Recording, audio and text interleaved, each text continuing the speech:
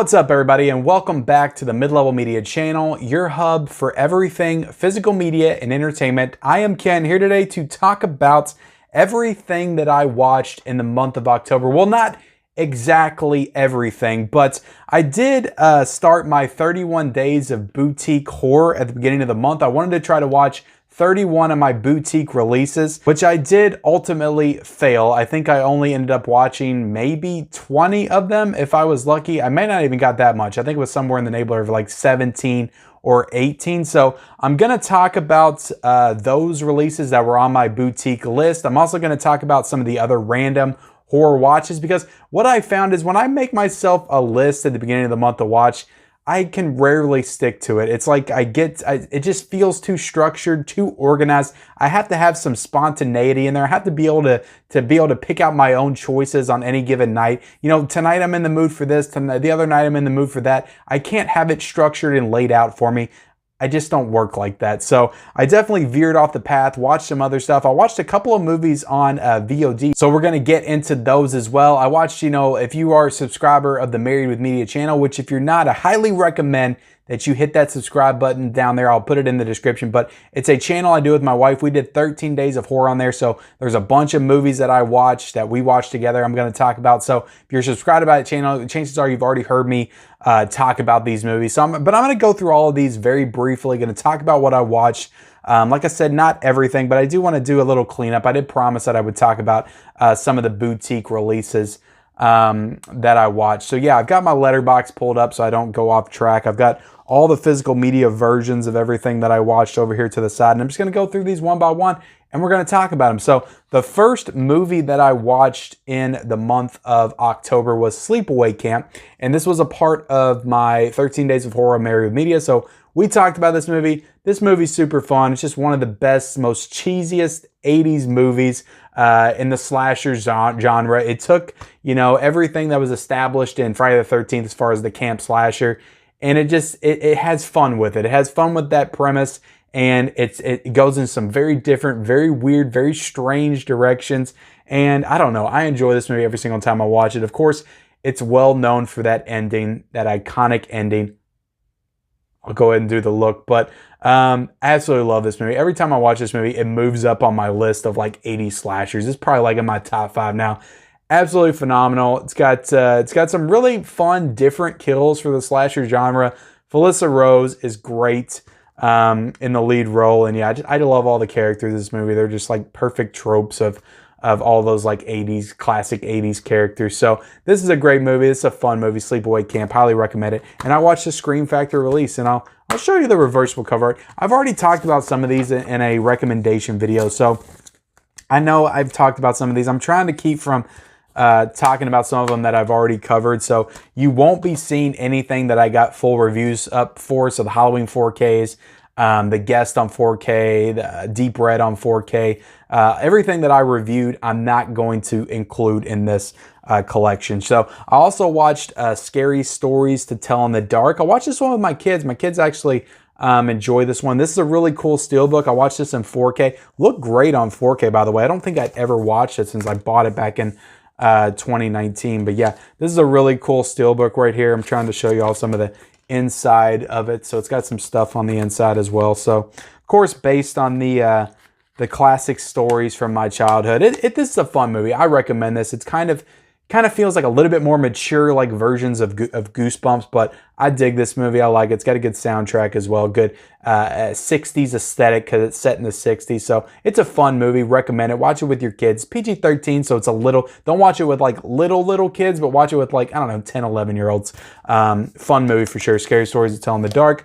I also watched Firestarter. Watched this with my wife as well. I enjoy this movie. It's not like one of the best 80s horror movies. I wouldn't even call this movie horror, really. It's more like supernatural, like sci-fi, like almost like superhero type of film, like a superhero origin story, because that's essentially what Drew Barrymore is in this movie. And Stranger Things like owes everything to this film, because like the character of Eleven is definitely inspired, almost replicated off of the of Drew Barrymore in this movie. It's like almost the same. Just in terms of like the powers and the mannerisms and all that stuff, just how she develops in the story. So Yeah, Firestarter is fun though. It's got George C. Scott in it. You know, Heather Locklear's in this movie. Drew Barrymore is fantastic in the film. One of her first films after E.T., I think. So, also, you know, based off Stephen King, and, you know, it's a good movie. I like the movie. The next one I watched was this synopsis release of Suspiria on 4K. So I watched this one with my wife too. She did not like this one as much as some of the other ones we watched, which I kind of suspected that would happen.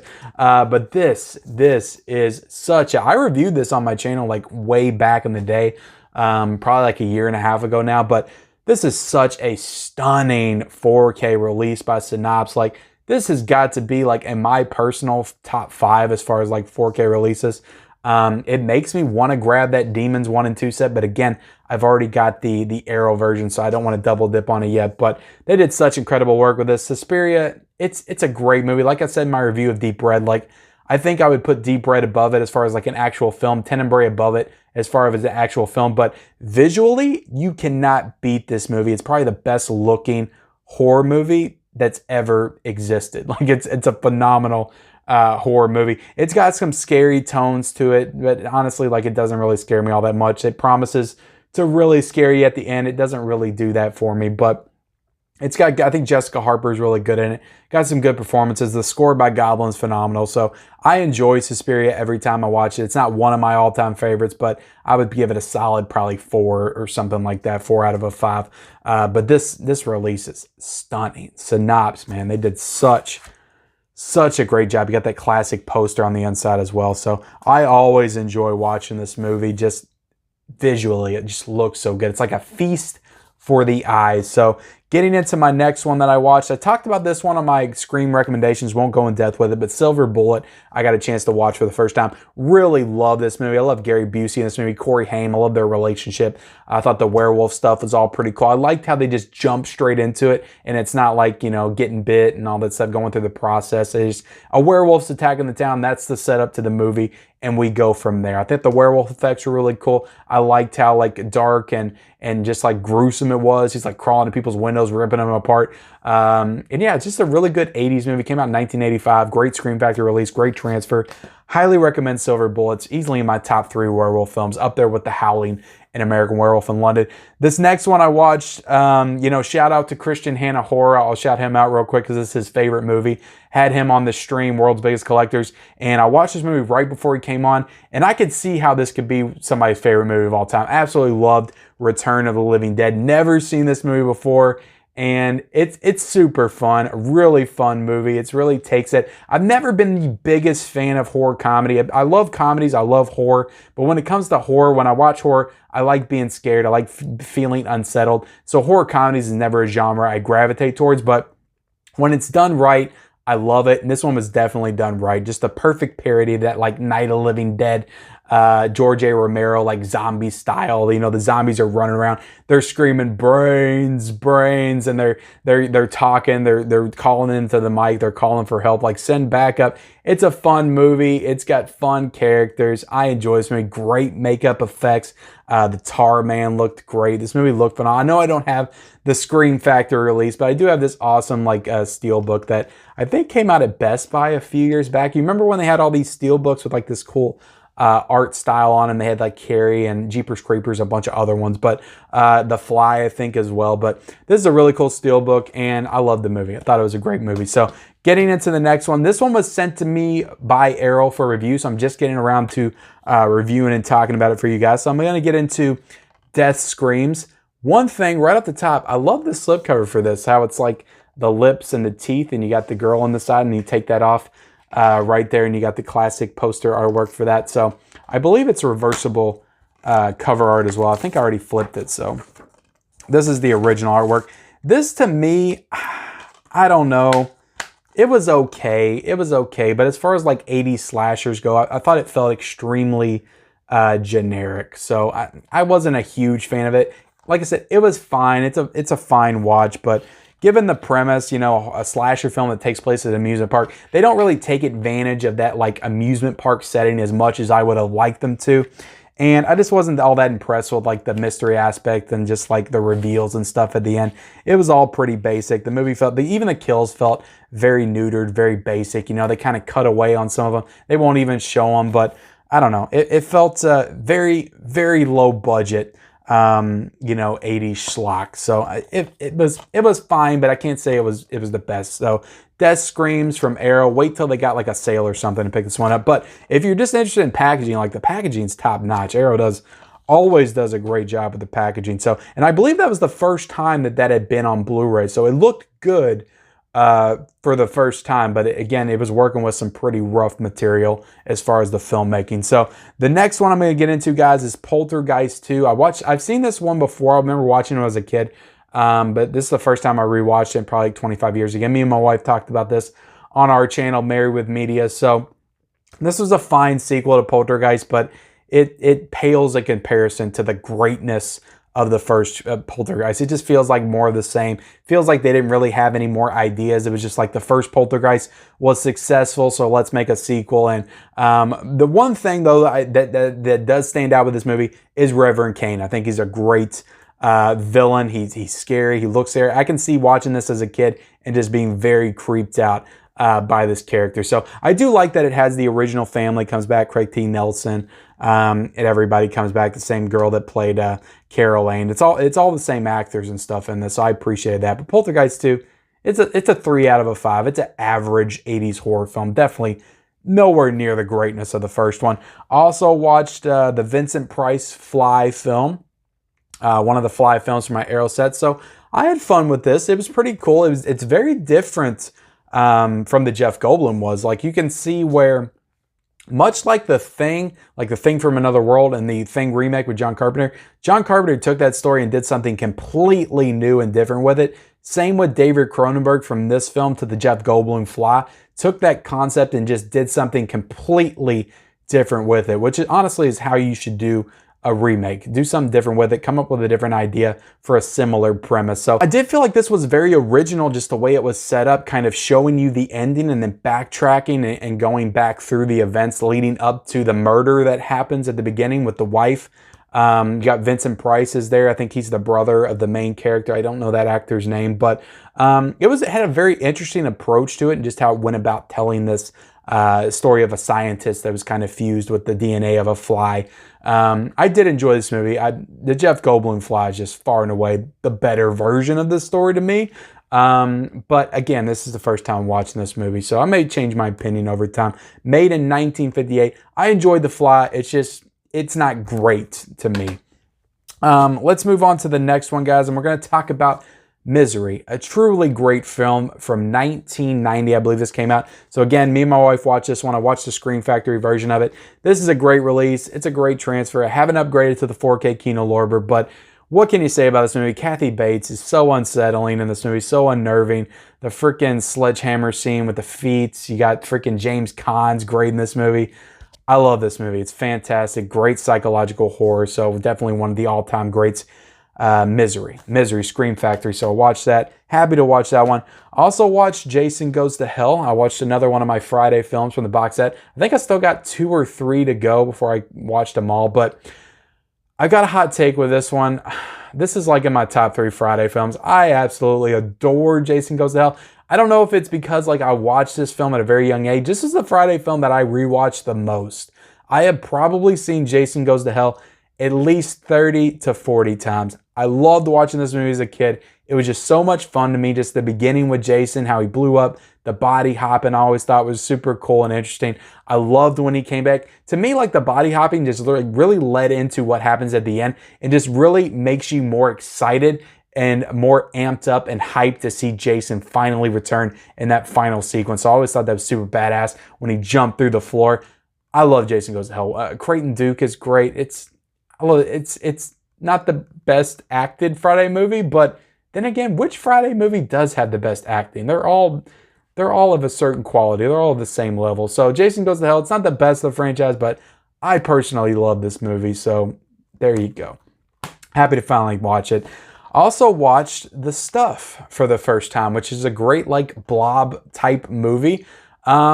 it's a fun movie, and I think this is the first Larry Cohen movie that I've ever seen. And yeah, it's definitely tongue-in-cheek, almost like parody of those like classic like 50s movies. But it's got those 80s vibe, just like with the workout videos, people eating this stuff while they're working out. It's supposed to have like some kind of genetic health benefits. And yeah, I really like this movie a lot. I would probably give this like, I don't know, 3.5 or a 4 out of 5. It was a really fun movie. I liked it. Just, it looked great. The Arrow did a great job on the transfer. And yeah, it was interesting story about like marshmallows attacking marshmallow cream. It's got a fun cast. All the characters are fun. It's well directed. I enjoyed this stuff. What can I say more about this stuff? A movie that I used to watch a lot as a kid and I rewatched this month that I was like, I can't believe I watched this when I was younger. It's crazy that I did. But Rocky Horror Picture Show. This is a movie that my wife hated when we watched it. We watched it on our channel. I love the music, but it's a weird movie. It's a movie that rewatching it, I was like, I don't know how many more times in my lifetime I'm actually gonna rewatch Rocky Horror. If I want to hear the music, I'll just put the soundtrack in. But Tim Curry's definitely great in the movie. Whatever you want to say about his character, he's great. Susan Sarandon is very cheesy and over the top. I love that Meatloaf is in this. It's a good movie. I just don't know if it's one that I want to revisit that often, but music is great for sure. Time Warp is a banger. The next one we'll get into, guys, is Don't Look Now. This movie was crazy. Like that, the ending to this movie, it was like, oh my God, what is that? And if you've seen this movie, you know what I talk about, but this is a really good horror film. I don't know what you would call this. The opening of this movie, like, absolutely gutted me. That whole scene with Donald Pleasance, or Donald Sutherland. I don't know why I said Donald, I got Halloween on the brain. Donald Sutherland and just his daughter drowning in the creek. Like, it's such an unsettling scene. And yeah, just having to watch somebody lose their child like that is just awful. But after that, then him and his wife go off to Italy and they're like going out to dinner and like trying to rebuild their life, and they left their kid back in the States. It's like, you start to not feel sorry for them. And that's kind of the struggle I had with this one. They're having this big, long, 10-minute long sex scene right in the middle of the movie, which I thought was super weird and awkward to see Donald Sutherland like that. But yeah, this movie was made in 1973. The performances were great. It's a very different type of movie. I don't know what you would call this. It's not really what I would call a supernatural type movie. It's more of like a mystery, like psychological thriller with some making you think it might be a little paranormal, a little supernatural in there. It brings in some psychic elements into it. There's definitely a lot under the surface here, a lot to dig into. I watched maybe 2 or 3 ending explains after I watched this movie. So the ending of this movie is like wacko, nuts. It's like almost on par with like the Sleepaway Camp ending. I'll say that. So I had to dig into the ending, just what it all means. So there's tons to get into as far as like just symbolism and just like under the surface stuff to get into. But yeah, Donald Sutherland's great. It's a really good movie. It's one I definitely want to rewatch at some point. Criterion did a great job. Transfer's great on it as well. Also watched The Innkeepers. This one that came out in 2011. I like this one a lot. To me, it wasn't great. I feel like it had been kind of a little bit hyped up for me, so I was expecting a little bit better. There's a lot of build up, a lot of suspense, and not really a whole lot of payoff. So I like The Innkeepers, didn't love it though. And I actually didn't watch the DVD. I watched it on Peacock, I think, because it's on streaming on Peacock. So another one that I'll get into, I didn't watch a physical media version of it, but I watched The Exorcist 3 for the first time this month. I really enjoyed The Exorcist 3. I could never put this movie above the first Exorcist.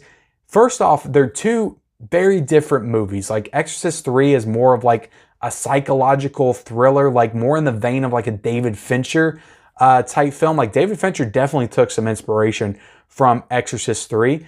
But it's more of like a psychological thriller, like David Fincher type movie that brings in those supernatural like Exorcist moments at the end of the movie. But the whole movie is more of like an investigation type film. It's a really cool story. Brad Dourif is amazing in this movie. He's not in it a ton. He comes in, I think, like the last 40 minutes. George C. Scott's also in the film. He's great. I really, really liked Exorcist 3. It's a great movie. I wouldn't necessarily call it a horror movie, though. I wouldn't. Well, I mean, you could call it a horror movie, but it's it's just a very different type of movie than the first Exorcist. I can never, it would never replace the first Exorcist for me. The first Exorcist, absolutely terrifying. Also, the thing that they call in this movie like a big jump scare, I was all hyped for this jump scare. Didn't really get me. There was something else before it that got me that made me jump. But this jump scare, it's definitely unsettling, definitely cool how they do it, but it didn't really scare me or make me jump or anything. So Exorcist 3, though, great film. Getting into the next one, guys, Amityville Horror. I watched this with my wife. This is just a great classic film. You know, that Conjuring and Conjuring 2 definitely owes a lot to. James Wan owes a lot to this first film, because it definitely, you can feel that inspiration from this movie. It's that classic haunted house ghost story, and this one was definitely one of the first and originals to pull it off to the level that they did. Margot Kidder is great in this movie. James Brolin, Josh Brolin's dad, is great in this movie. It's great cast, great performances. I thought this is just a classic haunted house story and the definitive Amityville Horror. It makes me want to watch some of the sequels, but I enjoyed it. First time watch for me. I enjoyed the movie a lot. Next one is another film from my childhood. Love this movie. Again, go check out me and my wife's reviews up on our channel. We talked about this one, The Frighteners. Love Michael J. Fox in this. One of my favorites from my childhood. Next up, guys, we got Trick or Treat. This is a classic. Has to be viewed around Halloween time. Like, I think we watched this on October 30th. And yeah, it's just the perfect, like, right around, watch this like right when Halloween hits, the day before, the day of. It's a perfect Halloween watch, Trick or Treat. Very fun anthology film that came out, I think, in 2007. I also watched Motel Hell. I watched the Scream Factory Steelbook that came out, I believe, last October. So the actual Scream Factory release came out, I think, in 2014, 2015. But yeah, this is a really cool Steelbook. I like this Steelbook. The movie itself, it's a different movie. It's a different kind of movie. It's a very interesting story about these farmers that are basically planting humans in the ground, like humans that are still alive. They're like planting traps to make them wreck right down the street. The old man's grabbing them, planting them in the ground, you know, and basically making like meat with them. Like he sells this meat. It's Vince's famous meat or whatever they're called. I think his name is Vince. You know, it was kind of weird them bringing in that girl, the girl that they get in the beginning, and then she has like some kind of a love interest with her and the older man. I thought that was a weird plot point to put in this movie, but I enjoyed the movie overall. I don't know. I guess, I don't know. I don't know if I'll ever watch it again, but it was a fine first time watch. It's yeah, Motel Hell. It's a good movie. It's a good movie. I'll say it's interesting. It's definitely a different kind of concept or premise than I've ever seen before. But next up, guys, Child's Play 2. It's one of my favorite slashers of all time. Watching this movie really cements to me that it's probably in my top 5 slasher films ever made. I love Child's Play 2. Has such a great pace to it. Like when Child's Play 2 starts, like he's killing people from like the opening scene to the credits. Like it just does not stop. From the opening scene where they're remaking him, the whole electrocution sequence, from the second he gets in the foster home with Andy, everything that happens there, then the dollhouse sequence at the end, which is like one of my favorites in horror. Like I love the doll, not the dollhouse, but the doll factory with all the dolls stacked up and they're running through it and stuff. It's got some of the best deaths in the whole franchise. I just love Child's Play 2 so much. Like I said, it just has such a great pace. It is just consistently entertaining throughout. It's the best that Chucky's ever been. It's the best performance as a character that Brad Dourif has ever given. It's the perfect combination of that scary Chucky and that cracking one-liner Chucky that I just love. This is the Child's Play, the Chucky that I love. And I don't know if we'll ever get it back. I like the new series that's on, the new Child's Play Chucky series or whatever, but I just don't know if we'll ever get this kind of Chucky ever again. I don't know if it can happen, but I love Child's Play 2. I also like Child's Play 3 too. But, and lastly, for the last night of October, I decided to actually did a live on my Instagram, which if you're not following me on Instagram, definitely hit the link down below and follow me on Instagram, Mid-Level Media. I did a live, like on Instagram Live, watching the first Paranormal Activity movie and then watching the third Paranormal Activity movie. I skipped the second one because I like the second one, but I was running out of time and I really wanted to watch the third one again because I love that one. I love the first 3, to be honest. I think it tells a perfect horror story, and it's just like the perfect horror trilogy. The ones after that are decent. 4's okay. The Marked Ones is actually pretty good. Ghost Dimension, I don't know if I've actually seen it. I feel like I did, but I can't remember anything about it. But yeah, 1 and 3. 1, just one of the scariest films of all time to me. Definitely one of the scariest films in the whole 21st century. Paranormal Activity 3. I love it. I love the set pieces that they bring in with the oscillating camera work and stuff like that, and how they have them set up in all different portions of the house. The ending of that movie just scares the shit out of me, where they go to the grandma's house and all the old ladies are walking around with the candles. It's just so terrifying.